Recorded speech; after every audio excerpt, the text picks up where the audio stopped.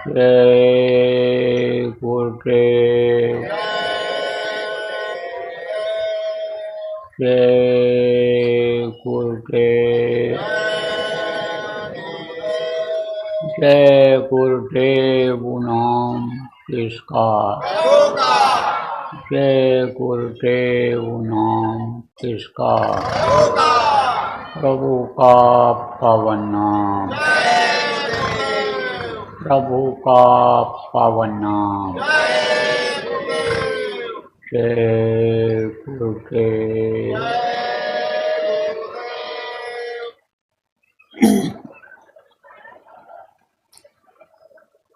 आज मिति 2082 कार्तिक 12 घंटे 29 अक्टूबर 2025 प्रातः ध्यान भजन के बाद का समय। नेपाल राष्ट्र का नेपाल यानी कि इस भूमि पर अपने लोगों को गुरु महाराज की दया मेहर से, प्रभु की अनुकंपा से संत मत की साधना, सुमिरन, ध्यान भजन करने का अवसर जीवन में मिला। यह जो अवसर मिला है यह सबको नहीं मिलता है। भाग्यशाली लोगों को ही अवसर मिलता है कि भारी संख्या में एक जगह पर बैठ कर के इतने लोग प्रभु को याद करते हैं, उनको समझते हैं, उनका ध्यान लगाते हैं और उनकी आवाज़ को सुनते और सुनने का अभ्यास करते हैं। विशेष रूप से इस समय पर कलयुग में, पहले के समय में तो बराबर लोग करते रहते थे। सतयुग में तो सब योगी और विज्ञानी थे। सतयुग का ही विज्ञान आज तक ये सब चल रहा है। दुनिया अगर तरक्की कर रही है तो सतयुग के विज्ञान से तरक्की कर रही है, आगे बढ़ रही है। कोई चीज़ अगर खोज रही है तो कौन से विज्ञान से? आध्यात्मिक विज्ञान से। आध्यात्मिक विज्ञान से दुनिया आगे बढ़ रही है, उसकी खोज कर रही है। लेकिन जिसकी खोज आज के वैज्ञानिक कर रहे हैं, साइंटिस्ट जिनको कहते हो, जिसकी खोज कर रहे हैं, रिसर्च कर रहे हैं, उन चीज़ों की जानकारी सतयुग में सबको रहती थी। और ये जो आप काम कर रहे हो, यह सतयुग देखने के लायक कर रहे हो, सतयुग लाने के लायक कर रहे हो, सतयुग दिखाने का काम कर रहे हो कि सब लोग सतयुग देख लें और सतयुग में सतयुग के जैसे गुण वाले लोग बन जाएं। प्रेमियों, यह कार्यक्रम जो आप लोगों ने आयोजित किया है ध्यान भजन सुमिरन करने कराने का और यह सत्संग सुनने और सुनवाने का, यह बहुत अच्छा काम है। इसी तरह का जगह जगह पर अगर होने लग जाए, जगह जगह पर लोगों को स्वाद मिल जाए, कहाँ का स्वाद? ऊपरी लोगों का स्वाद मिल जाए। ऊपर में जो लोग हैं उन लोगों के देवी देवताओं का दर्शन लोगों को अंदर में मिलने लग जाए, तो इससे अच्छा और क्या काम हो सकता है? अब आप तो नए लोग आए हो, आप तो कहोगे इन आँखों से जो हम लोग देखते हैं उसी को मानते हैं। आप तो कहोगे कि भाई ये नेपाल की भूमि है और नेपाल में ये शहर है, नेपाल के ये गांव हैं, हम तो इन्हीं को देखते हैं। जो लोग बाहर इधर चले जाएंगे, भारत में चले जाएंगे, भारत को देखेंगे, तो वो तो कहेंगे यही ये भारत की है, इसमें इसी धरती पर है। दूसरे देशों में आपके यहाँ के लोग जाते हैं वहाँ किस लिए जाते हैं? मजदूरी करने के लिए जाते हैं, नौकरी करने के लिए जाते हैं। क्यों? क्योंकि यहाँ अन्य लोगों का गुजर बसर नहीं होता है।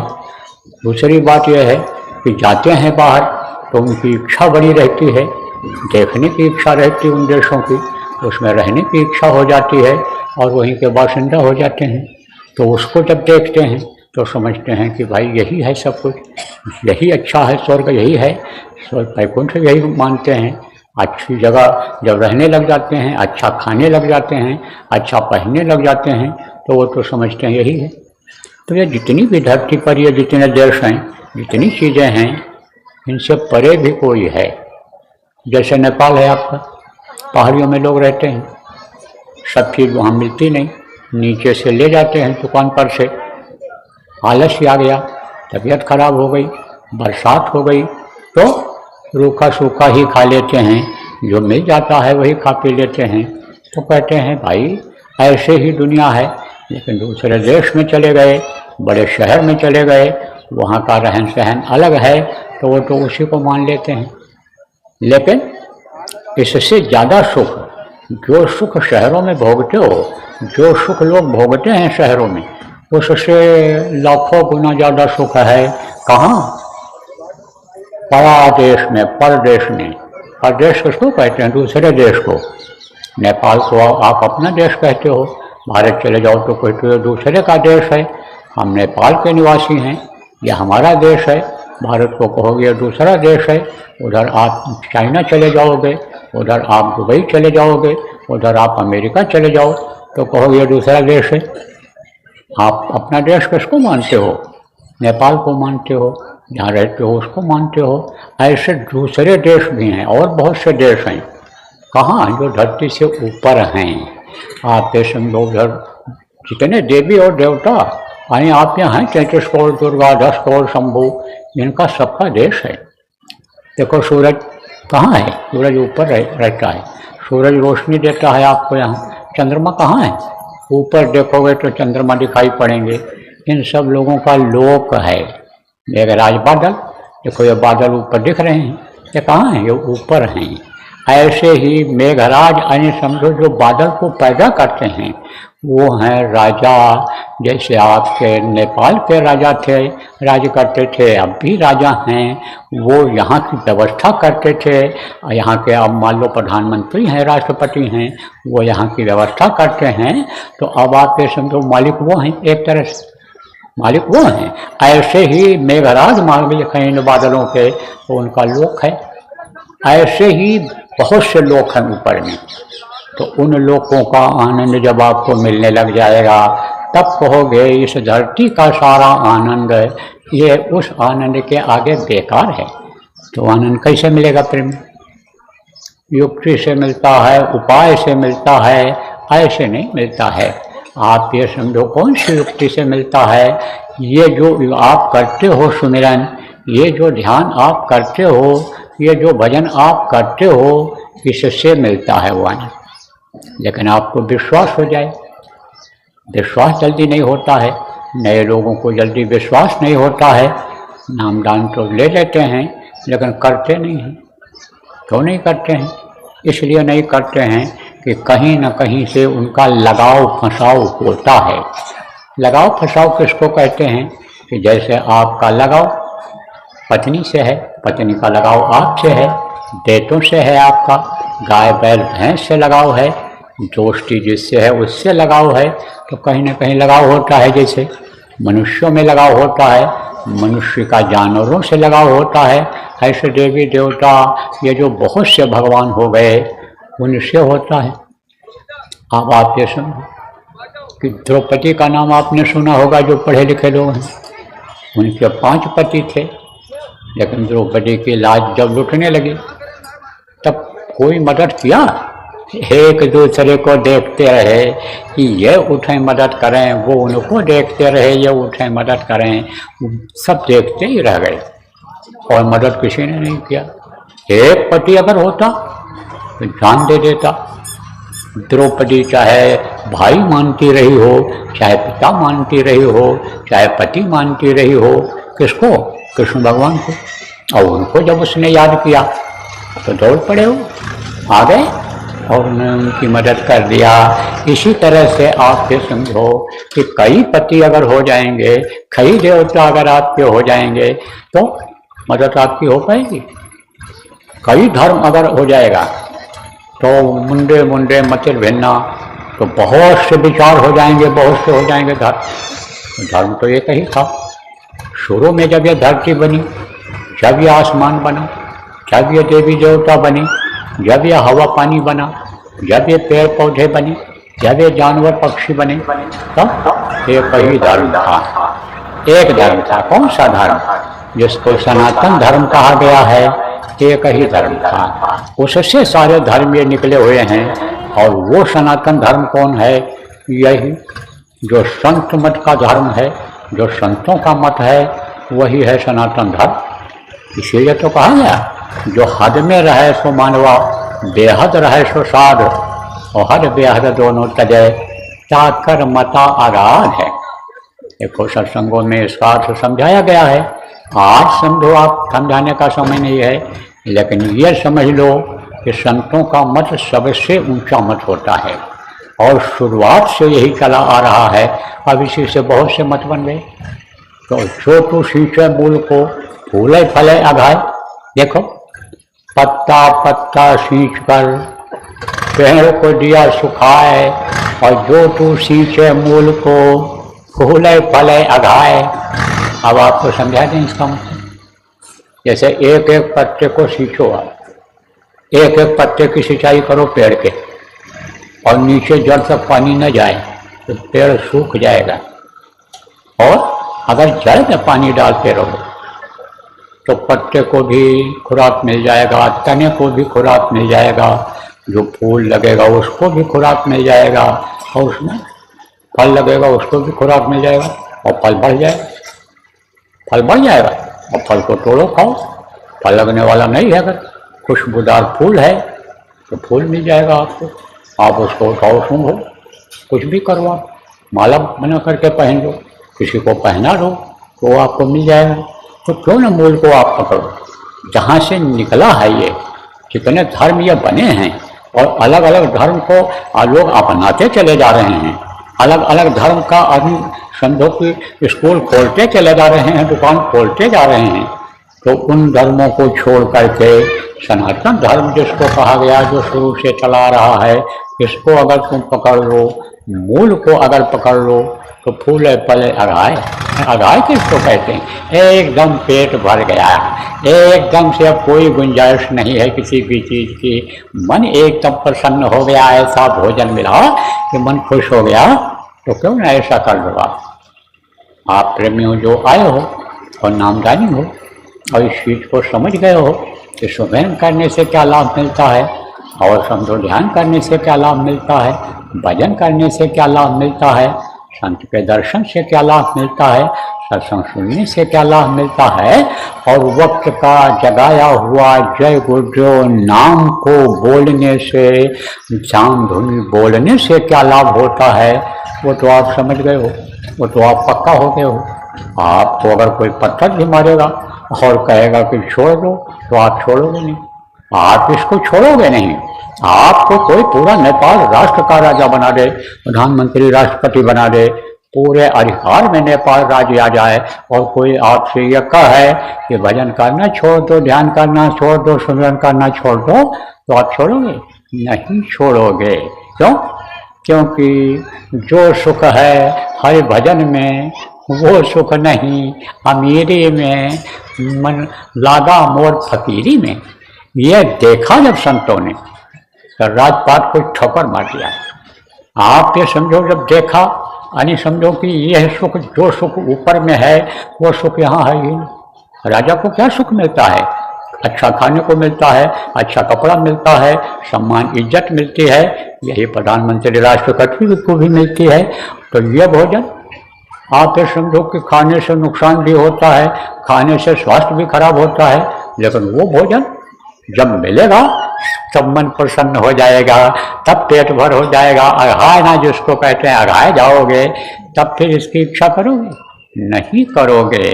आप ये समझो, आपको पूड़ी मिल जाए, आपको मिठाई मिल जाए, पकवान मिल जाए, पेट भर के खा लो, आपके सामने कोई नमक रोटी लावे, नमक चावल लावे रख दे, तो खाओगे? नहीं खाओगे। तो अब आप ये समझो प्रेमियों कि जो सुख मिल जाता है उसमें, वो इसमें कुछ नहीं है। इब्राहिम आराम एक बादशाह हुआ है भारत देश में बहुत पहले। तो उसको जब ज्ञान हो गया, जानकारी हो गई कि आध्यात्म में ज़्यादा सुख है, रूहानी तरक्की में ज़्यादा आराम है, सुख है, तब उसने कुछ दिन के लिए अपना राजपाट छोड़ दिया, मंत्री वजीर के ऊपर छोड़ करके, और चला गया। उस वक्त पर पता लगाया कि कौन फकीर है, कौन महात्मा है इस समय जो हमारी रूहानी तरक्की कर सकते हैं।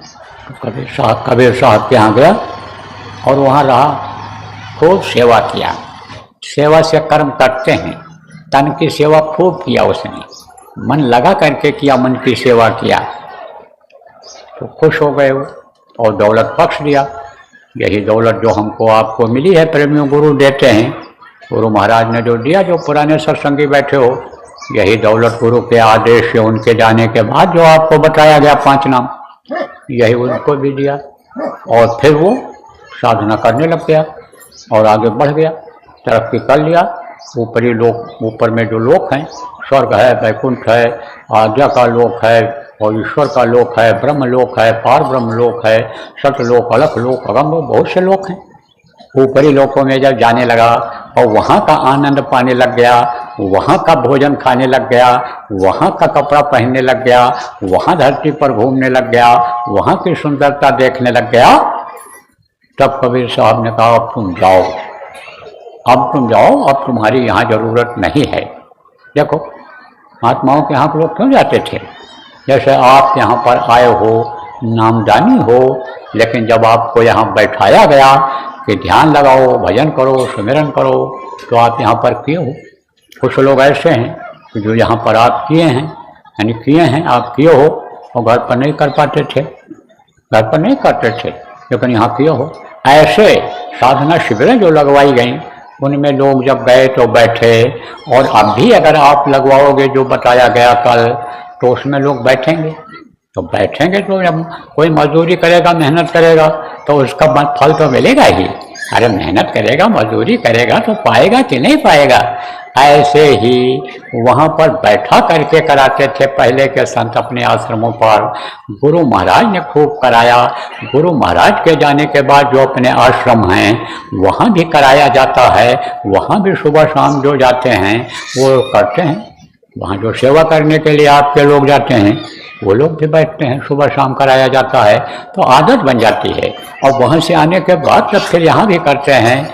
मुझे भी यानी समझो कि अवसर मिलता था, शुरू में जब मैंने नामदान लिया तो गुरु महाराज के पास जाता था और ध्यान भजन वहाँ सुबह शाम करता था। वो जब साधना शिविर उन्होंने लगाया तो उस समय पर जब ध्यान भजन करवाया गुरु महाराज ने किया, तो जब घर लौटता था अपने तो वहाँ भी करता था, 3-3, 4-4 घंटा घर पर भी करता था, क्योंकि वो आदत बन गई थी। ऐसे ही कबीर साहब ने उसकी आदत डाल दी। किसकी? इब्राहिम आदम की, बादशाह था। और जब देखा कि अब इसकी आदत बन गई, यह अभ्यास करता रहेगा, छोड़ेगा नहीं, अब इसको अनेक कुछ टेस्ट अंदर का मिल गया है, अंदर का स्वाद मिल गया है, तब कहा जाओ, अब तुम जाओ, अब तुम्हारी यहाँ ज़रूरत नहीं है। तो चल पड़ा तो सोचा वहाँ क्या जाएंगे, नहीं जाएंगे। तो अपने राज्य में तो पहुँच गया वहाँ से। अब पहुँच गया तो गया एक नदी के किनारे, लकड़ी तोड़ करके और फिर गाड़ा उसको, ऊपर से लकड़ी लगा करके, पत्ते वगैरह डाल करके झोपड़ी बना लिया और उसी झोपड़ी में बैठ करके भजन करने लगा। यही ध्यान, यही सुमिरन, यही भजन जो आपने किया, यही करने लग गया। जब भूख लगती तो आसपास के गांव में जाता और रोटी मांग करके खा लेता था, रोटी मांग करके ले आता था, भूख लगती थी तब फिर खा जाता था। देखो प्रेमी, आज आप खाने के लिए ही इतनी मेहनत कर रहे हो, आज आप अच्छा खाने के लिए यानी झूठ बोलते हो, बेईमानी करते हो, चोरी करते हो, आप पापी पेट के लिए यानी झूठ जैसा पाप कर डालते हो, हिंसा हत्या कर डालते हो आप। लेकिन सोचो कि खाने के बाद किसी को पता चलता है कि क्या खाए थे? कुछ नहीं, सब मिट्टी हो जाता है। खाओ तो सोना से भी ज़्यादा कीमत भोजन की होती है आदमी के।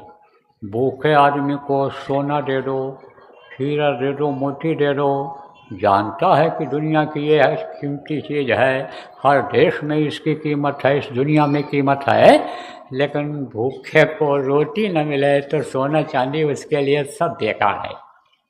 तो आप खाते हो, बढ़िया से बढ़िया खाने की कोशिश करते हो, लेकिन खाने के बाद मिट्टी हो जाता है वो, कि जैसे भूख के आगे सोना चांदी मिट्टी रहता है। सोना चांदी यानी समझो कि दे करके और रोटी खाता है आदमी, आप ये समझो, एक रोटी की कीमत अगर किसी के पास है और कह दो 10 तोला सोना दे दो, 100 ग्राम तोला हमको दो और 100 ग्राम सोना हमको दो और एक रोटी देंगे, तो भूखा आदमी दे देगा, कहेगा सोना थोड़ा खाएंगे। तो मिट्टी रहता है उसके सामने भूख के आगे। ऐसे ही भोजन ये मिट्टी हो जाता है अंदर डालने के बाद। बढ़िया से बढ़िया खुशबूदार आप भोजन खाओ, बढ़िया से बढ़िया, लेकिन सुबह जब जाओगे तब जो गंदगी निकलेगी, जो मल निकलेगा, जिसको झाड़े, जिसको आप समझो कि कहते हो पाखाना कोई कहता है, कोई झाड़े कहता है, कोई लैट्रिन कहता है, कोई मल कहता है, वो कोई खुशबूदार निकलेगा, सब का बदबूदार ही निकलता है। देखो आपके यहाँ होटल हैं, आपके काठमांडू में भी होटल हैं, भारत में भी बड़े बड़े होटल हैं, 1-1 लाख रुपया, 2-2 लाख रुपया, 5-5 लाख रुपया एक दिन का किराया है। एक दिन का विदेशों में चले जाओ आप, एक दिन का इतना किराया है। इसलिए है, सोने के लिए है। शाम को कोई पहुंचा और 5 लाख 4 लाख रुपया जमा करा लिया और सुबह उठ करके उसको चला जाना है, तो उतना रुपया रात भर के लिए दे देता है। और कोई चटाई बिछा करके सो जाता है, उसको भी रात उसकी भी रात गुजर जाती है। और कोई 5 लाख रुपया के कमरा में होटल में सोया, जब सुबह उठता है तो तरोताज़ा महसूस करता है अपने को। और जो चटाई बिछा करके, बोरा बिछा करके सो जाता है, वो भी ऐसे ही ताज़ा महसूस करता है, थकावट उसकी भी उतरती है।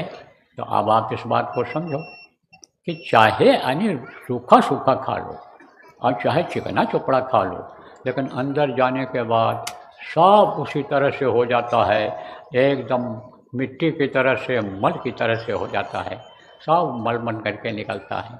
लेकिन आप उसके लिए परेशान हो, तो महात्मा परेशान नहीं होते हैं, फकीर उसके लिए परेशान नहीं होते हैं। वो तो बल्कि महात्मा हो, संत हो, फकीर हो, साधक हो, यही मांगते हैं अपने प्रभु से, गुरु से, कि साईं अपने भगत को रूखी रोटी दे, चुपड़ी मांगत मैं डरूं और रूखी छीन न दे।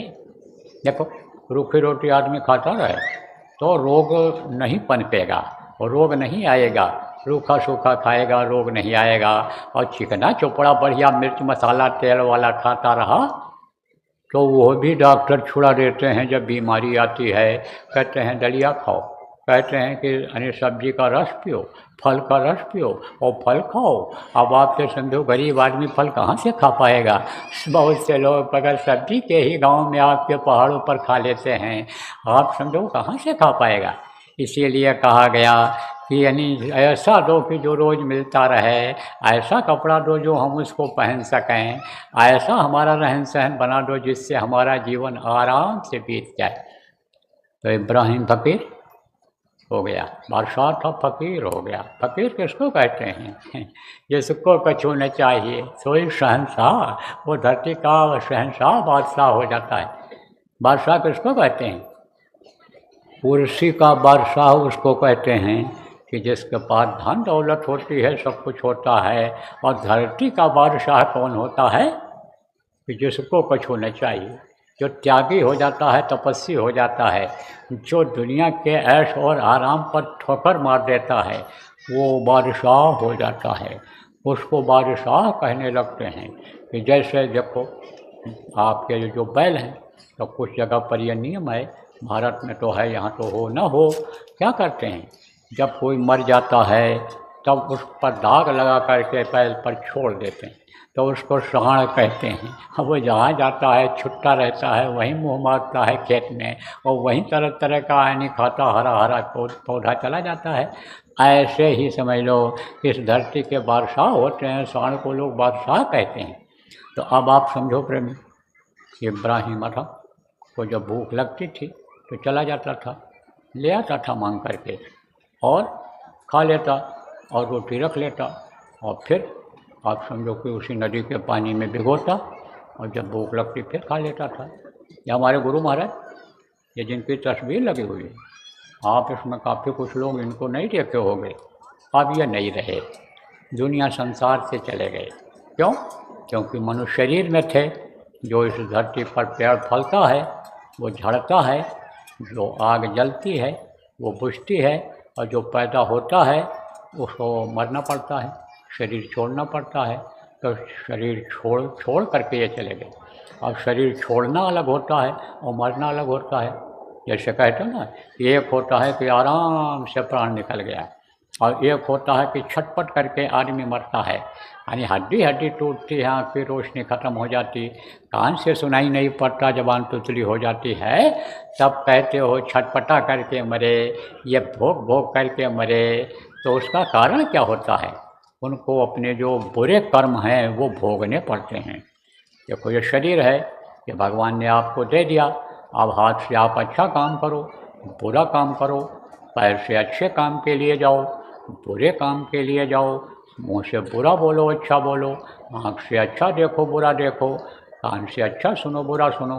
आपको आज़ाद कर दिया कुछ दिन के लिए, लेकिन जो कर्म आप करोगे उसका फल आपको भोगना पड़ेगा। अब यह पता कैसे चलता है?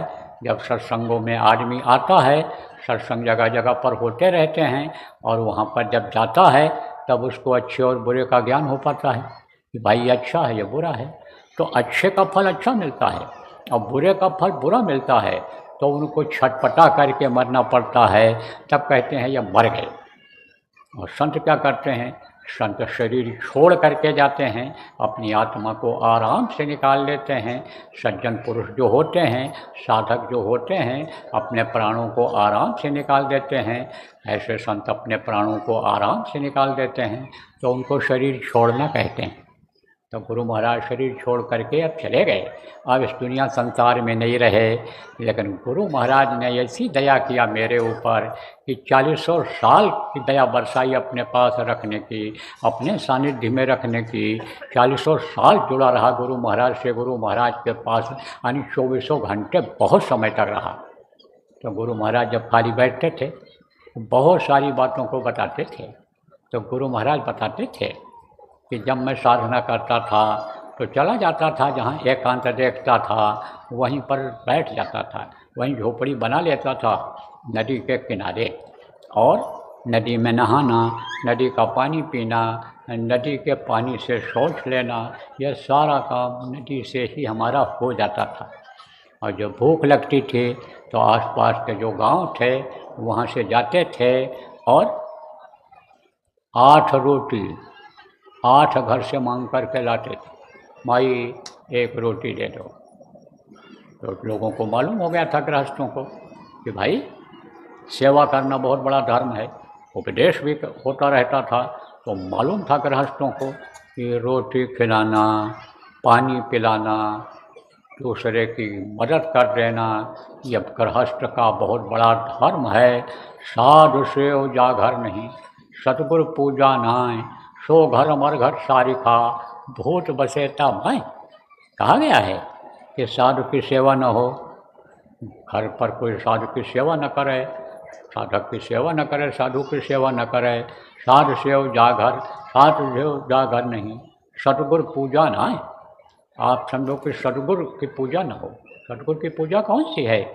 यही सूरत शब्द योग साधना जो आपको बताई गई, ये न करो जिस घर में न हो। तो कहते हैं सो घर मरघट सारिखा, भूत बसेता माय। मरघट किसको कहते हैं? यहाँ मुर्दा जलाते हैं। तो वहाँ कोई यज्ञ करता है, वहाँ कोई पूजा पाठ करता है, वहाँ कोई सत्यनारायण की कथा सुनता है, वहाँ कोई भी धार्मिक अनुष्ठान नहीं होता है। क्योंकि कहते हैं कि यहाँ भूत रहते हैं और आत्मा भटकती रहती है। बात भी सही है, वो जो प्रेत योनि में चले जाते हैं वो कहाँ रहते हैं, वहीं मड़राते रहते हैं। तो कहते हैं कि भूत बसेता माँ, मालूम रहता था लोगों को, क्योंकि सत्संग होता रहता था, सत्संग लोग सुनते रहते थे। तो वो जो घर की मालकिन रहती थी, घर की औरतें रहती थीं, जब देखती थी बाबा आ रहे हैं तो फौरन सेक करके मोटी मोटी रोटी दे देती थी। तो 8 घर से 8 रोटी ले आते थे, गुरु महाराज बताते थे। 1 रोटी को खाया, बाकी कपड़े में बांध करके और लटका देते थे। जब भूख लगती थी तो 1 रोटी निकाला और पानी में भिगोया, क्योंकि सूख जाती थी और फिर खा लेते थे। तो साधना करते थे उस समय पर। रूखा सूखा खाई कर ठंडा पानी पियो, टेक पराई छू पड़ी मत ललचावे जीव। कहा गया ना कि जो प्रारब्ध में है, भाग्य में है, जो मेहनत से मिला है, मेहनत की कमाई से मिला है, उसको खा करके भजन करो, निरसंग भजन करो, भजन पर बैठ जाओ। कर्म नहीं आएंगे, नहीं तो मेहनत नहीं करोगे, भजन नहीं करोगे, सेवा नहीं करोगे, दूसरों का खाओगे तो लग जाएगा आपके ऊपर कर्म और उसको भोगना पड़ेगा। तो आप ये समझो कि गुरु महाराज भी बहुत मतलब यह है कि त्याग किए, तपस्या किए, तब उनके अंदर वो शक्ति आई कि गुरु महाराज ने जय गुरुदेव नाम को जगाया और जय गुरुदेव नाम में शक्ति आई। और उसी जय गुरुदेव के नाम पर आप लोगों ने आजमाइश करके देखा, जय गुरुदेव नाम बोल करके देखा, जान माल की आपकी रक्षा हुई, विश्वास हुआ और उसी जय गुरुदेव नाम पर आप आए हो, जय गुरुदेव नाम पर आए हो। उमाकांत जी महाराज का प्रचार आप लोगों ने किया होगा, बाबा उमाकांत जी महाराज, लेकिन जय गुरुदेव से जुड़े हैं उमाकांत, इसलिए उमाकांत के नाम पर सुन कर के आप आए होंगे कि भाई जय गुरुदेव के शिष्य, जय गुरुदेव के आध्यात्मिक उत्तराधिकारी, जय गुरुदेव नाम का प्रचार करने वाले, मानने वाले, जय गुरुदेव नाम प्रभु का बताने वाले बाबा आ रहे हैं, तो चल कर के सुनिए। तो मैं आपको इब्राहिम अधम की बात बता रहा था। तो इब्राहिम क्या करता था गांव में चला जाता और रोटी मांग करके ले आता जब भूख लगती थी, और उसको खाया। बाकी जैसे जैसे गुरु महाराज टांग देते थे ऐसे टांग देता था। जब भूख लगती थी तो पानी, नदी के पानी में भिगो करके और खा लेता था और अपना भजन करता था। यही साधना जो आप करते हो, हम करते हैं, यही करता था। तो एक दिन उसका जो बिछावन था, कोई गुजड़ी कहता है, कोई कथरी कहता है, कोई कुछ कहता है, तो उस समय ज़्यादा कपड़ा तो होता नहीं था। तो जब फट जाता था वो बिछाने वाला, घिस जाता था, लेटते लेटते घिस जाता था, फट जाता था, तब कोई पुराना धोती, पुराना कपड़ा जो फटा हुआ होता था, वो फटे हुए हिस्से पर ऊपर से लोग सिलाई कर देते थे। तो अपनी गुदड़ी सिल रहा था, वो फट गया था, ऐसा कपड़ा लगा करके सिल देता था, सिल रहा था। और उसका जो वजीर था, वजीर माने मंत्री, मंत्री ही देख रेख करता था राज्य का। तो घोड़े पर चढ़ करके उधर घूमता हुआ जा रहा था। पहले के समय में जो राजा लोग होते थे वो चक्कर लगाते थे, देखते थे, इधर उधर वेश बदल करके अपने राज्य में घूमते थे कि हमारी प्रजा को कोई तकलीफ़ तो नहीं है, खाने की, रहने की कोई दिक्कत तो नहीं है, कोई सता मार तो नहीं रहा है, कोई चोर डकैत यानी समझो तो नहीं बन जा रहा है, अपराधी तो नहीं बन जा रहा है। इन सारी चीज़ों को जा कर के अपनी आँखों से देखते थे, पता लगाते थे। ऐसा ऐसा इतिहास मिलता है कि आप ये समझो प्रेमियों कि महमूद एक बादशाह हुआ, वो वेश बदल करके चोरों के साथ गया और चोरी किया, और फिर चोर को पकड़ा, उसने पकड़वाया, फिर उनको माफ़ी भी किया, महसूस कराया, उन्होंने छोड़ दिया, फांसी नहीं दिया उसने। तो बहुत बड़ी उसकी ख्याति हुई, बहुत लोकप्रियता बढ़ी और तवारीख में, इतिहास में नाम आ गया। तो ऐसे ही हुई, जो बादशाह की जगह पर काम कर रहा था, यानी इब्राहिम बादशाह का वजीर, मंत्री, घूमता हुआ गया, देखा तो दाढ़ी बाल तो बढ़ गए थे और कपड़े फटे पुराने पहने हुए था वो। अरे तन ढकने के लिए ही तो चाहिए, शरीर में ठंडी का असर न हो, गर्मी का असर न हो, बरसात से बचने के लिए ही तो आप कपड़ा पहनते हो। आप चाहे वही आप कीमती कपड़ा पहन लो और चाहे सस्ता कपड़ा पहन लो, लेकिन काम तो वही करेगा। अमेरिका गया मैं, तो हमारे साथ वो एक वहीं का लड़का था, खाली था समय, तो हमने कहा थोड़ा घूमा जाए, पैदल चलना ज़रूरी होता है। तो बोले चलो। ऐसे कहाँ घूमेंगे, गाड़ी में बैठो और चलो, वहाँ माल है, बड़े बड़े वहाँ दुकानें बड़ी बड़ी हैं, माल जिनको कहते हैं। तो बोले चलो वहीं घूम आएंगे, वहीं पैदल भी चलना हो जाएगा और थोड़ा देख भी आओगे आप यहाँ का माल दुकान कैसी है। हमने कहा चलो, चले गए तो हम देखने लगे भाई कौन चीज़ कहाँ है। हमारी आदत है, हम कहीं भी जाते हैं तो कोई चीज़ देखते हैं, जानकारी करते हो उसकी, तो हमारी एक शुरू से ये आदत है। तो मैं गया तो सब देख रहा था क्या क्या है, क्या चीज़ है, सब देख रहा था, पूछ रहा था। और वो गया तो समझो कि एक कोट पहन करके आ गया लड़का। तो हमने कहा कोट कहाँ मिल गया? बोला कि ले लिया, पसंद आ गया तो हमने कहा कितने का है? बोला 3 लाख रुपए का। हमने हमने इतना डॉलर बताया तो हमने कहा भारत का कितना हुआ? बोला 3 लाख रुपया। अब बताओ 3 लाख रुपये कोट पहन के आ गए। अब वही कोट अगर आप समझ तो 10-20 हज़ार रुपया में भी मिलता रहा होगा सस्ता, वही पहन लेता तो वही काम वो भी करता।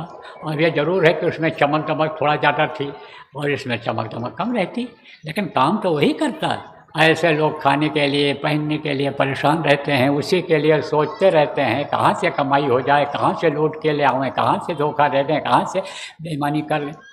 अब ये नहीं मालूम है कि इन कर्मों की सज़ा भोगनी पड़ेगी एक दिन। तो अब आप समझो कि वज़ीर घूमता हुआ गया, देखा कपड़े फटे थे लेकिन चेहरा उसका और खिला हुआ था, पहचान गया। जो रात दिन साथ रहता रहा वो तो पहचान जाएगा ही। अरे अपने दोस्तों को अगर गौर से देखो बुढ़ापे में 50-50 साल के बाद देखो तो पहचान जाओगे। थोड़ा बहुत ही परिवर्तन होता है आदमी में, कोई मोटा हो गया, कोई दुबला हो गया, किसी के चेहरे पर यानी समझो झुर्री आ गई, किसी के बुढ़ापे में तो होता है, लेकिन पहचान में आ जाता है। तो पहचान में आ गया वो कौन? इब्राहिम बादशाह।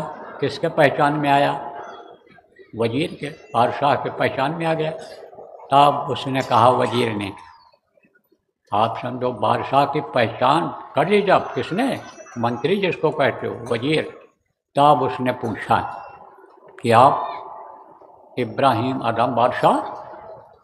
सिर हिला दिया उसने।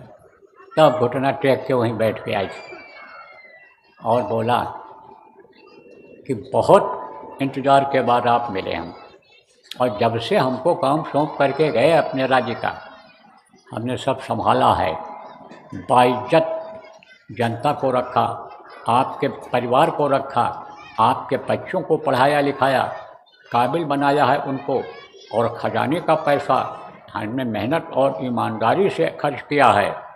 तो अब हम ये चाहते हैं कि आपको हम एक बार बादशाह के रूप में अपनी आँखों से देख लें। हमारी यह आखिरी ख्वाहिश है, हमारी यह अंतिम इच्छा है कि एक बार आप चल करके गद्दी पर बैठ जाओ और हम आपको बादशाह के रूप में देख लें।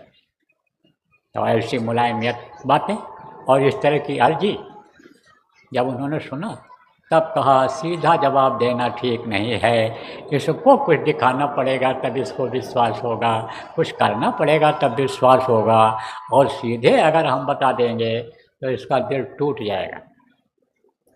तो वो जो सुई से सिल रहे थे इब्राहिम, उसी सुई को नदी में फेंक दिया और कहा हम चल सकते हैं, लेकिन हमारी सुई तो ला दे, इसको हम रखेंगे अपने साथ।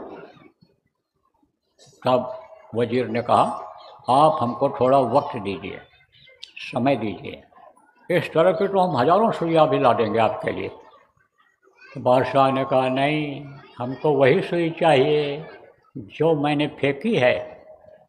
वज़ीर ने कहा भाई कोई बड़ी चीज़ होती नदी में तो हम उसको जाल लगा करके निकाल करके दे देते, अब सुई कहाँ गई, ज़मीन में धंस गई कि पानी में बह गई कि कहाँ क्या हुआ, कैसे मिलेगी? तब फिर जो है बैठा रहा, कहा गुस्ताखी माफ़ हो, सुई तो हम नहीं खोज पाएंगे, नहीं मिल पाएगी, न खोजवा पाएंगे। ऐसे कहा अच्छा बैठे रहो तुम। बैठा रहा, बंद किया आँख और तवज्जो दिया। कहा ना कि जब वो ताकत आ जाती है अंदर से, प्रभु की ताकत आ जाती है, तब जो इच्छा कीन्ही मन माही, हर प्रताप कछ दुर्लभ नाही। जिस चीज़ की इच्छा आदमी करता है उसकी वो इच्छा पूरी हो जाती है। देखो जो लोग रामायण को जानते हो, रामायण पढ़े हो, उनमें हनुमान का भी नाम आता है। तो राम जहाँ है तहाँ हनुमान का भी नाम है, राम का मूर्ति जहाँ है तहाँ हनुमान की भी मूर्ति बनी है। तो हनुमान जी इच्छा किए, कब किए कि जब राम के भाई लक्ष्मण को शक्ति बाण लगा और वो मूर्छित हो गए, और वैद्य आए और वैद्य ने देखा, नब्ज पकड़ा तो कहा भाई ये तो उजाला नहीं देख पाएंगे, ये तो सूरज की रोशनी नहीं देख पाएंगे, ये रात भर में ख़त्म हो जाएंगे। इनका समय अब ज़्यादा नहीं बचा है, लेकिन बच सकते हैं। उसका असर ख़त्म हो सकता है, बाण का असर हो सकता है। जैसे जहर कोई खा ले तो उसका असर ख़त्म कर दिया जाता है दवा के द्वारा। सांप काट ले पूरे बदन में यानी जहर हो जाए, बिच्छू हो जाए, तो जैसे दवा के द्वारा उसको जहर को ख़त्म कर दिया जाता है, ऐसे ही वो जो बाण था उसमें जहर था। नुकीले यानी जो होता है नुकीला हिस्सा, उसको जहरीला करते हैं, अलग अलग उसका नाम रख देते हैं, अग्नि बाण, ये बाण, वो बाण। पहले बाण जब चलता था, पहले लड़ाई दूसरी तरह से होती थी।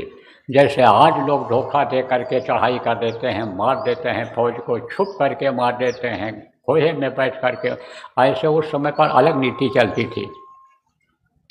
लड़कियों को, सुंदर सुंदर लड़कियों को हर राजा लोग बुला करके और एक जगह पर रख देते थे और उनको बचपन से ही थोड़ा थोड़ा जहर खिलाना शुरू कर देते थे, तो जवानी तक उनका पूरा बदन जहरीला हो जाता था। फिर उनको भेज देते थे, यानी दूसरे देश में घुसा देते थे और वहाँ चली जाती थीं, राज दरबार में पहुँच जाती थीं, वहाँ झाड़ू फाड़ू लगाती, भोजन बनाती ले जाती। धीरे धीरे तो उनकी सुंदरता पर बादशाह लोग, हर राजा लोग मोहित हो जाते थे और फिर उनके साथ बलात्कार करते थे, भोग करते थे। तो उस जहर का असर राजाओं पर भी हो जाता था और राजा लोग मर जाते, पता ही नहीं चलता जहर कहाँ से आ गया, भोजन से आया, कहाँ से आया। भोजन सही था, टेस्ट करके खाया गया, दूसरे को खिला के खाए, लेकिन किसी को कोई असर नहीं हुआ। तब लोग आश्चर्य में पड़ जाते थे कि भाई जहर कैसे फैला इनके शरीर में। किसी को दिखाई पड़ता, किसी को नहीं पड़ता है। जैसे कोई मर गया तो अचानक मर गया, तब यानी नहीं पता चलता है कि क्यों मर गया। कोई जानकार होता है, नब्ज पकड़ता है, तब कहता है इनका हार्ट फेल हो गया। जब डॉक्टर आता है, मशीन लगाता है, तब देखता, तब कहता है इनका हार्ट फेल हो गया। ऐसे ही होता था। तो वो जो बाण था उसका असर यानी समझो कि ख़त्म हो जाता, मतलब ख़त्म हो सकता था, लेकिन कैसे ख़त्म होता? संजीवनी पौधे से। कोई संजीवनी बूटी कहता है, कोई पौधा कहता है। उसका हर चीज़ फ़ायदेमंद होता है। पत्ता भी फ़ायदेमंद, आपका तना भी फ़ायदेमंद, जड़ भी फ़ायदेमंद। जैसे आपका चिड़चिड़ा होता है, जैसे आपका दूब होता है, जैसे आपका बेलपत्ती होती है, या जैसे नाम की पत्ती होती है, ये सब महौषधियाँ हैं। ऐसे ही महौषधि उसकी थी। वो कौन सी? यानी संजीवनी। किनकी? लक्ष्मण के मध्य की। तब ये हुआ कि भाई हनुमान जी अगर जाएंगे तो ये लाल ले आएंगे, क्योंकि ये पवन के पुत्र हैं। पवन पुत्र किसको कहते हैं? पवन माने होता है हवा, तो ये हवा के बेटे हैं। तो अब बेटा भी बाप जैसा ही तो चलेगा।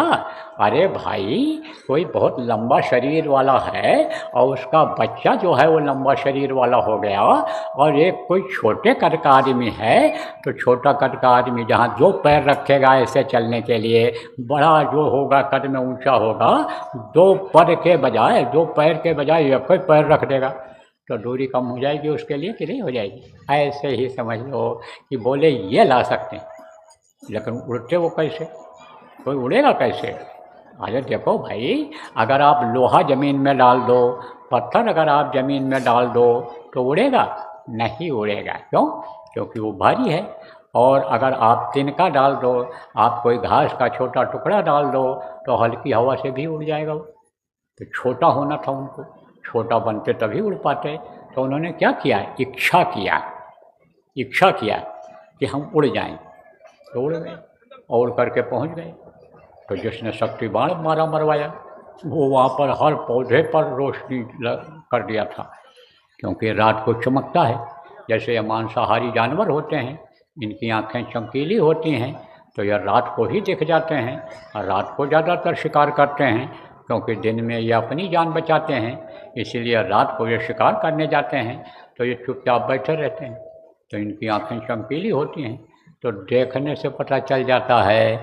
ऐसे ही वैद्य जो थे उन्होंने बताया था कि पहचान उसकी यह है घासों में संजीवनी की, कि उसमें चमक होती है, उसके फूल में भी चमक, पौधे में भी चमक होती है, दूर से ही पहचान में वो आ जाता है। तो जब ये वहाँ पहुँचे तो देखा कि सब में उसी तरह की रोशनी हो गई है पेड़ों में। तो बोले भाई कौन सा पौधा ले चलें, कहीं धोखा न हो जाए कि और पौधे मान लो इस तरह के होते हों जिसमें रोशनी रहती हो, तो कहीं धोखा न हो जाए, कोई पेड़ और उखाड़ करके ले जाएं, धोखा हो जाए। तब हनुमान जी ने सोचा कि लाओ पहाड़ ही उठा ले चलें, क्योंकि काम करना था उनको। राम काज कीन है बिना मोहि कहाँ विश्राम। उनके मन में यह था कि जय विध हुए नाथ हित मोरा, करो सबेग दास मैं तोरा। हे मेरे प्रभु, हे मेरे मालिक, हमको उसी तरह की बुद्धि दो कि जिस तरह से मेरा हित हो, मेरा काम बने, आपका काम बने, नाम हो वो आपका। ऐसा काम, ऐसी बुद्धि दो कि जैसे आप प्रेमियों को गुरु से मांगना चाहिए कि गुरु जी आपका मिशन जैसे पूरा हो, जल्दी पूरा हो, जल्दी से सतयुग इस धरती पर आ जाए, जल्दी से लोग खुशहाल हो जाएं, सबको अच्छा भोजन मिल जाए, कपड़ा मिल जाए, सबके लिए रहने की अच्छी व्यवस्था हो जाए, समय पर जाड़ा, समय पर गर्मी और समय पर बरसात होने लग जाए। इस चीज़ को मांगना चाहिए। किससे मांगना चाहिए? जिसको आप मानते हो कि इनसे हमको मिल सकता है, उनसे आपको मांगना चाहिए, गुरु से आपको मांगना चाहिए। तब उन्होंने इसी तरह, उनके मन में यही भाव था कि कैसे भी हो लक्ष्मण जिंदा हो, गुरु यानी समझो हमारे प्रभु को, जिनको भगवान मानते थे, राम को दुख न हो, वो विलाप कर रहे हैं, रो रहे हैं, लक्ष्मण को शक्ति बाण लगा हुआ है, तो उनका यह दुख दूर हो जाए, ये सोचा उन्होंने। किसने सोचा? हनुमान ने सोचा। तब बोले लो पहाड़ ही उठा ले चलें। तो छोटा कर बड़ा पहाड़ कैसे उठा पाता है? तब उन्होंने इच्छा किया कि हमारा शरीर बड़ा हो जाए। तो देखो प्रेमियों, जो लोग साधना करते हो आप जानते हो, और जो लोग नहीं करते हो आपको जानकारी हो जानी चाहिए कि जब आप ध्यान लगाओगे तो आपके अंदर ये शक्तियाँ आ जाएंगी। कौन सी? और माँ, गरिमा, महिमा, लघमा, ये सब सिद्धियाँ हैं। और वह शक्ति क्या काम करती है? छोटा बना देती है। गरिमा शक्ति और महिमा शक्ति ये बड़ी बना देती है। महिमा शक्ति महिमा बढ़ा देती है, तेज ला देती है। देख करके लोग प्रशंसा करने लगते हैं, बड़ाई करने लगते हैं, पैर छूने लग जाते हैं। जैसे कोई पर्सनालिटी वाला आदमी हो, बढ़िया कपड़ा पहने हो, लंबा तिरंगा हो, तो उसको लोग देख करके और रोकते नहीं है जैसे कि कोई पर्सनालिटी वाला आदमी है, कहीं चला गया, धर धर धर धर जाने देते हैं, प्रभावित हो जाते हैं उसके। तो आप ये समझो कि ये सब शक्तियाँ, ताकतें आ जाती हैं। तो उन्होंने इच्छा किया तो वो शक्ति आ गई और इनका भारी भरकम शरीर बना दिया। किसका? हनुमान का। बस वो पूरा पहाड़ उठा करके लेकर के चले आए। और जब पहाड़ उठा करके उठाना हुआ तब तो वो भारी शरीर हो गया। अब जब उड़ना होगा तब फिर छोटा बनना पड़ेगा, तब फिर छोटे बने और फिर पहाड़ छोटा हुआ, छोटा किया और फिर उसको उड़ा करके, उड़ करके ले करके आए। अब छोटा में कैसे खोज मिलेगा? फिर उन्होंने उसको इच्छा किया बड़ा हो जाए, पहाड़ बड़ा हो गया और फिर उसके बाद में संजीवनी को खोज लिया। किसने खोज लिया? आप ये समझो पारखी ने खोज लिया। जो पारखी होते हैं वो सोना को की भी पारख कर लेते हैं कि नकली है कि असली है। हीरा के भी पारखी होते हैं, हीरा की भी पहचान कर लेते हैं। तो पारखी थे वो, उन्होंने छांट लिया उसको और दिया, उन्होंने रस पिलाया, उनको सुंघाया और लक्ष्मण जिंदा हो गए। तो मैं आपको बता रहा था कि ये सब शक्तियाँ आ जाती हैं। तो ये सब इब्राहिम अधम में आ गई थी और उन्हीं शक्ति का उपयोग उन्होंने किया। जैसे तवज्जो दिया, ध्यान दिया और वो शक्ति आ गई और वो मछली के अंदर चली गई, उसका मन बना दिया उसी तरह से कि ये जो सफ़ेद चीज़ दिखाई पड़ रही है इसको तुम मुँह में लेकर के ऊपर आ जा। बस एक मछली उस सुई को मुँह में ले करके और ऐसे ऊपर किनारे आ गई। तब इब्राहिम ने अपने मंत्री से कहा, वजीर से अपने, देख जा ले आ। वो लेकर के आ गई मछली सुई। अब वो देख करके अचंभा करने लग गया कि ये मछली कैसे ले आई, कि आँख बंद करके ध्यान लगाते ही। तब इब्राहिम बादशाह ने कहा कि तेरे अंदर ये ताकत थी, तू जा, जैसे चला रहा है ऐसे चला, तू थोड़े समय के लिए समझ ले कि मैं ही बादशाह हूँ और तू राज्य को चला और मेरे अंदर ये शक्ति आ गई, अगर मैं उसमें जाऊँगा फंसूँगा तो क्या मालूम ये शक्ति ताकत खत्म हो जाए और हमको पूरा सुख ज़रूरत पड़ेगा तो राज्य सुख यहीं हमको महसूस हो जाएगा। अब हम उसको नहीं, हमको वो नहीं चाहिए। तो कहते हैं जिसको कछु न चाहिए सोई शहंशाह। आज ये सुनाने का मतलब प्रेमियों ये है कि ये जो दुनिया का ऐश और आराम है, ये जो दुनिया का सुख आप खोजते हो, इसमें अगर आप फंसे रहोगे तो आपकी ज़िंदगी ये खाने पीने और सोने में ही चली जाएगी, इसकी कोई कीमत नहीं रहेगी आपके लिए। ये तो समझो कि हीरा जन्म अनमोल मिला, यह समझो हीरा जन्म जो आपको मिला है ये कौड़ी बदले जाए। बस आप इसी में फंसे रहो कि अच्छा खाओ, अच्छा पहनो, अच्छा समाज में इज्जत बनाओ, सो और दुनिया संसार से चले जाओ। जो काम पशु और पक्षी करते हैं, खाते हैं, टट्टी पेशाब करते हैं, बच्चा पैदा करते हैं, दुनिया संसार से चले जाते हैं, वही आप भी करोगे। वही तो होगा। रात गंवाई सोए कर और दिन गंवाया खाए और हीरा जन्म अनमोल मिला, कौड़ी बदले जाए, ये कौड़ी बदले चला जाएगा। ये दिन और रात जो आते हैं ये क्या संकेत देते हैं। दिन आया तो कहा एक दिन तुम्हारी उम्र ख़त्म हो गई। फिर जब रात आता है, जब तक रात ख़त्म होता है जब, तो यह संकेत देता है कि एक रात तुम्हारी उम्र ख़त्म हो गई।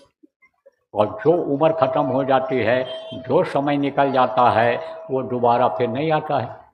और देखो दुनिया में यहाँ बदलाव होता रहता है, दिन होता है, रात होता है, तारीख बदलती है, महीना बदलता है, सन बदलता है, संवत बदलता है जिसको कहते हैं, ये सब बदलता रहता है। तो उम्र तो ख़त्म हो ही जाएगी और उम्र जब ख़त्म हो जाएगी आप कुछ नहीं कर पाओगे। इसलिए जब तक ये उम्र बची है तब तक अपना काम बना लो। जो वादा करके माँ के पेट में आए वो वादा पूरा कर दो। अपनी आत्मा को जगा लो, प्रभु के पास पहुँचा लो। कैसे जगेगी? इसी के द्वारा जगेगी, सुमिरन ध्यान भजन के द्वारा जगेगी। तो इसको जो नहीं जानते हो नामदानी, आप इन लोगों से सीख लो जो पुराने लोग हैं, और फिर इसको आप करना। और आप अगर घर में फंसे रहते हो, घर से नहीं निकल पाते हो, कहते हो समय नहीं मिलता है, तो साधना शिविर जो लगेगी, जिसको जिम्मेदार लोग आप लगवाओगे, उसमें जा कर के बैठना तो समय निकल आएगा आपको। देखा देखी भी होता है, देखा देखी लोग अच्छे बन जाते हैं। अच्छे का जब साथ करते हैं तो अच्छे बन जाते हैं, और देखा देखी ही लोग बुरे बन जाते हैं।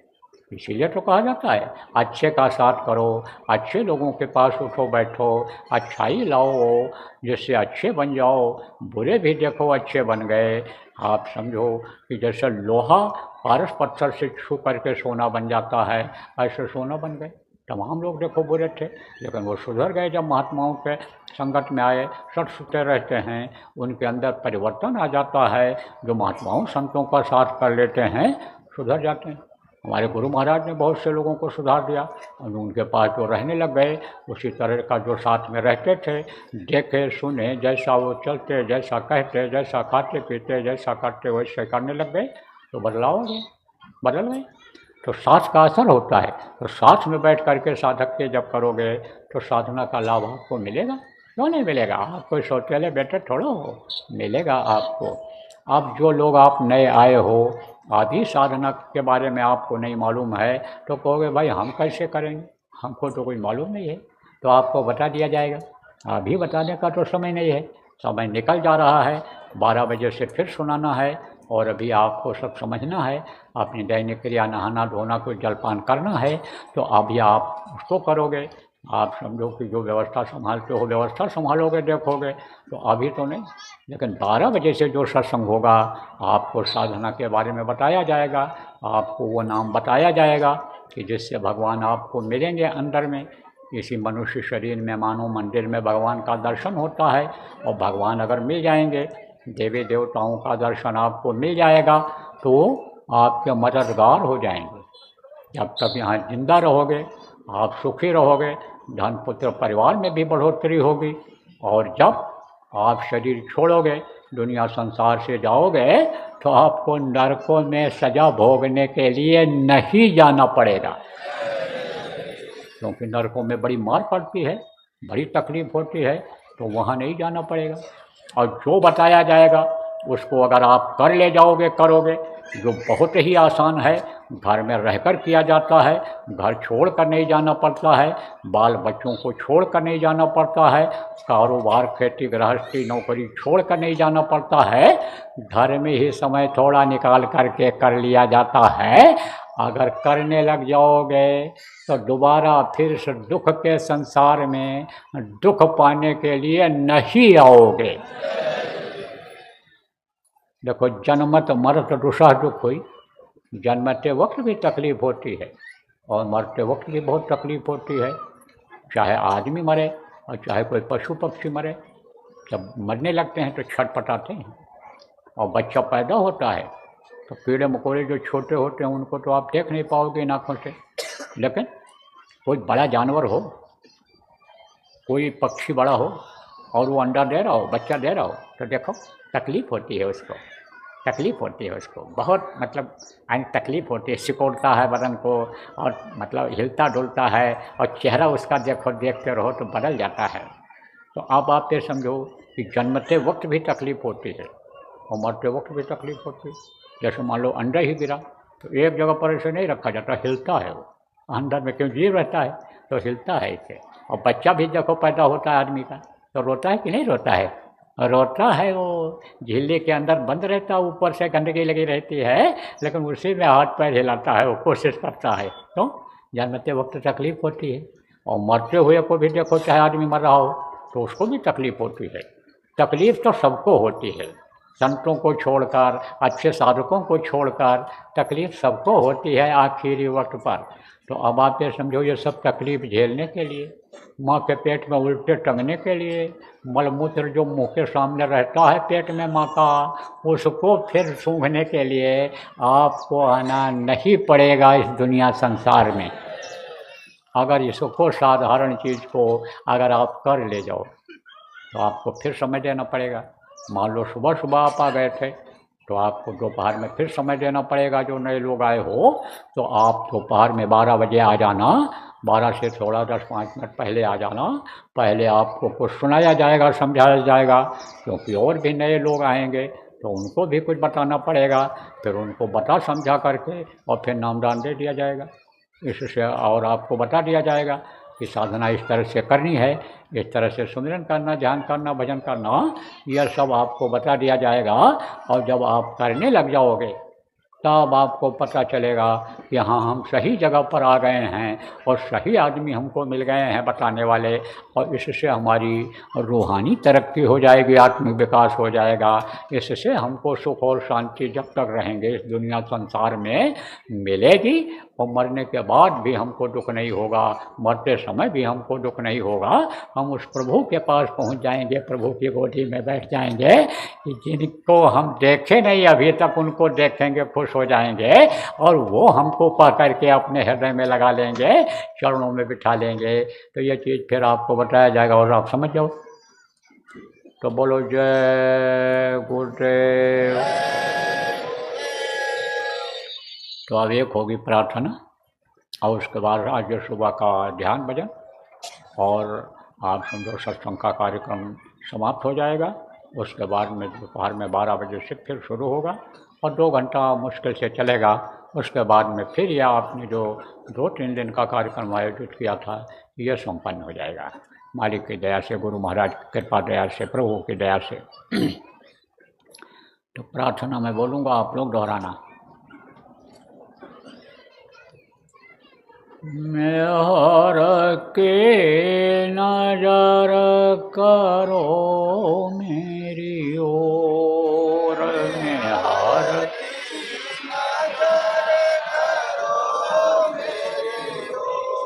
दया के नजर करो मेरी ओर,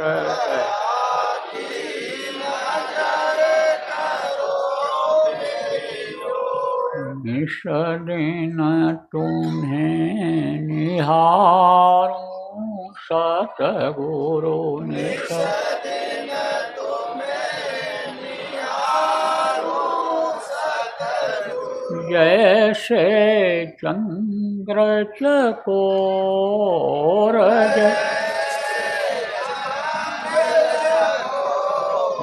दया की नजर करो मेरी ओर।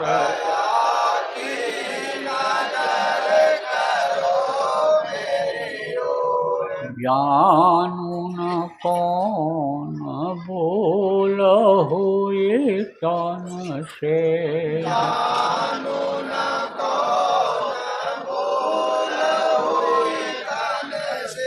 लियो हमसे मुख मोड़,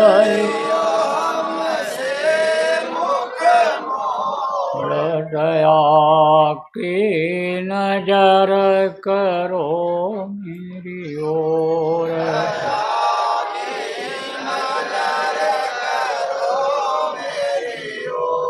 बालक जानी शूक विसराओ,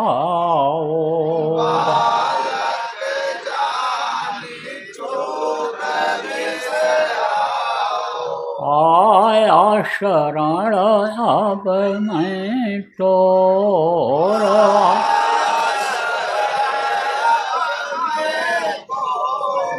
दया की नजर करो मेरी ओर।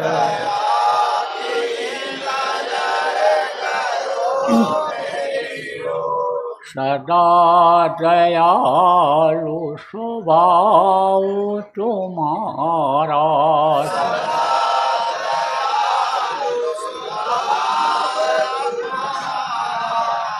मेरी बेरिया कस भयऊ कठोर, मेरी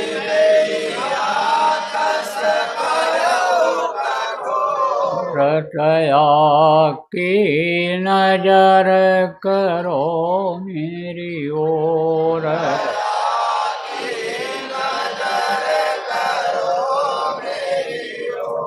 शरणागत की लाज न राखो,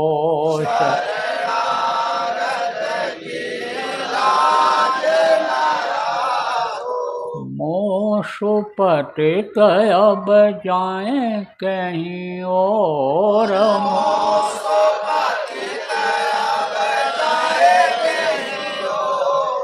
दया की नजर करो मेरी ओर।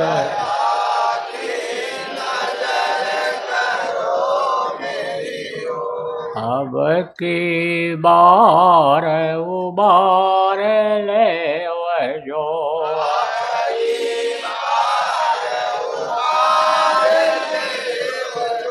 फिर न दरब पग यही मग और, फिर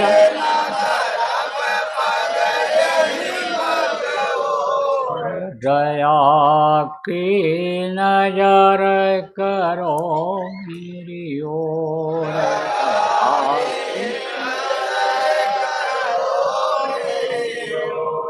हर की नजर करो मेरी ओर।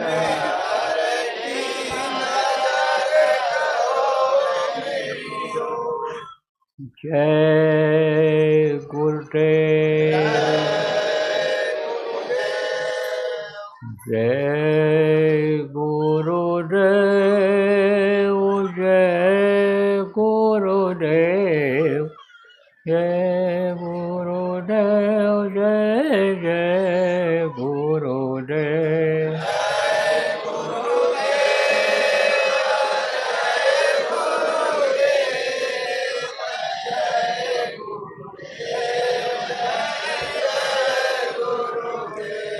जय गुरुदेव, जय गुरुदेव, जय गुरुदेव, जय जय गुरुदेव।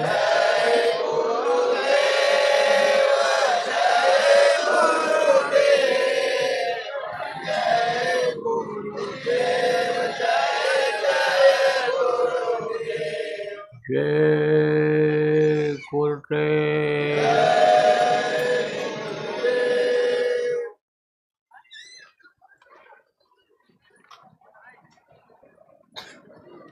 देखो जो लोग अभी नहीं मिल पाए हो, नज़दीक से देख नहीं पाए हो, वो लोग इधर खड़े हो जाओ लाइन से, और जिनको हो गया है बार बार वही लोग मत खड़े हो। फिर दोपहर के बाद वाले में चाहे सब खड़े हो जाना, कोई दिक्कत नहीं हो, उस समय तो घूम घूम करके मिल लेंगे। लेकिन अभी ज़्यादा लोग मत खड़े हो, जो उनको नहीं मिला है या जो नज़दीक से नहीं देख पाए वो खड़े हो जाना इधर, मैं आऊँगा गाड़ी से अभी। और देखो प्रेमियों, यह सुमिरन ध्यान भजन अगर आप करने लग जाओगे और जिनको कुछ पहले बताया गया है उसको करते रहोगे तो धीरे धीरे तकलीफ आपकी चली जाएगी। और जय गुरुदेव नाम की ध्वनि आप लोग बोलना, जय गुरुदेव नाम की ध्वनि से भी बोलने से तकलीफ जाती है। और बाकी जो काम आप करते हो सब अपने हिसाब से कर लो, हमसे पूछने की ज़रूरत नहीं है लड़का लड़की की शादी के लिए, आप अपने हिसाब से देख लो। आपको सब बताया जाता रहा है कि किस तरह का लड़का देखना चाहिए, किस तरह की लड़की देखनी चाहिए शादी के लिए लड़के लड़की की, और भी आप काम करवाते थे। और हमारी उम्र ज़्यादा हो गई और हमको बहुत कमज़ोरी आ जाती है, और देखो हमारा शरीर बहुत दुबला हो गया है, हम कुछ खा पी नहीं पाते हैं, मेहनत ज़्यादा करते हैं, उस हिसाब से हम हमारे अंदर नहीं जा पाता है, या मशीन सब पुरानी हो गई पेट की हमारे, समझो आप, तो इसलिए सब दिक्कत हो रही है। तो मुंडन आप करवा लो, अपने कोई सत्संगी हो घर में, बूढ़े बुजुर्ग हों उन्हीं से करवा लो, नाम रखवा लो उन्हीं से, आप ये समझो ये सब काम आप कर लो, कोई चीज़ छुआने की ज़रूरत नहीं, कुछ पूछने की ज़रूरत नहीं है। आप सुमिरन ध्यान भजन करना, और फिर आप मतलब ये है कि सब बताया गया है आपको किस तरह होना चाहिए। नया घर खरीदो, अगर खरीदना है तो ज़मीन जायदाद ले लो, लेकिन झगड़े का ना हो, और मतलब सरकारी ना हो, ये सब बताया गया है। जो बताया गया है उसी अनुसार आप लोग सब करो। सत्संगों में जो आते रहते हैं उनको सब जानकारी है, पुराने लोगों से आप पूछ लो। बोलो जय गुरुदेव।